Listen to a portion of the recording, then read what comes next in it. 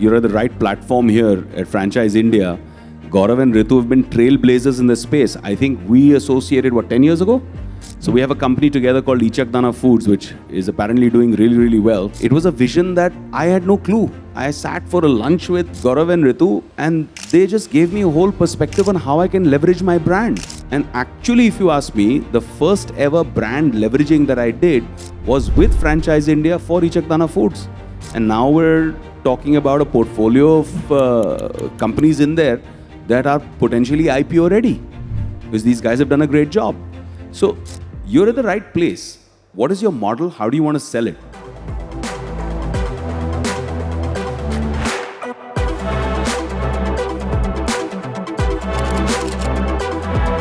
So how do you manage this balance, of being in cinema as well as being in thinking entrepreneurial and crunching numbers on the side? I think a lot of people in the audience have experienced some degree of economic and financial insecurity in their lives. The film industry has been that kind of industry where one night you feel like you've made it, everybody lining up behind you, spending crores for your time, and then you have a patch, which could be for whatever reasons, but you have a lean patch, and you realize, oh, I'm not doing too well, am I? But the economic insecurity in an industry like cinema is not commensurate to the brand.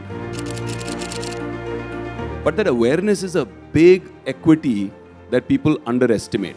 And the minute you associate that equity, and it creates a massive impact when you walk into the room and you say, I'm a co-founder or I'm a substantial investor in a company, that when I leveraged my brand, when I leveraged my association there, it had a positive social impact which was authentic to who I am. This is what has empowered me today to be in a situation where I don't need to do a movie that I don't believe in, or I don't like the script because dal roti chalani hai, EMI bharna hai.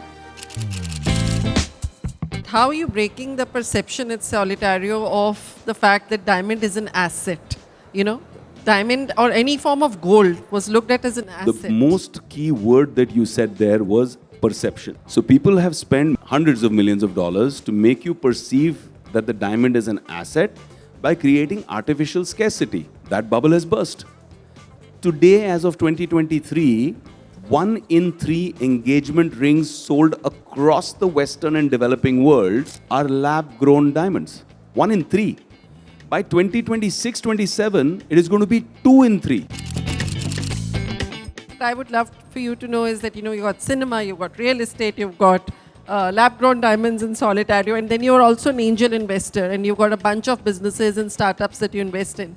So how do you sort of manage to do all of this while trying to do justice to each one of these key ventures that you're part of? I think with the kind of commitment that I generally bring to the table, the most qualified title would be underpaid co-founder.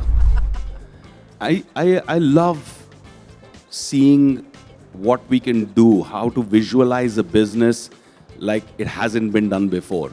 And I think that's where the delta lies. A lot of us try to mimic what others have done.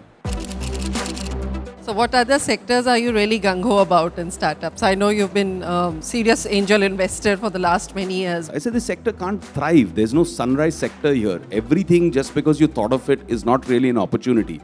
You have to do a full detailed analysis. I'm a very data-driven guy. What you've learned is only return on equity and return on investment. But what we've forgotten is roti. Roti is the most important thing. I've been talking about roti for the last 15 years. Return on time invested. That's the only thing that we all have finite. Every minute that you waste in reaching your destination most efficiently is a minute you could have invested in your dream, is a minute you could have enjoyed your life with. You could have had a wholesome experience. So roti is very important. Ask yourself, am I being really honest with my time? Because unfortunately, when we are young, we think that time is free. Time is not free.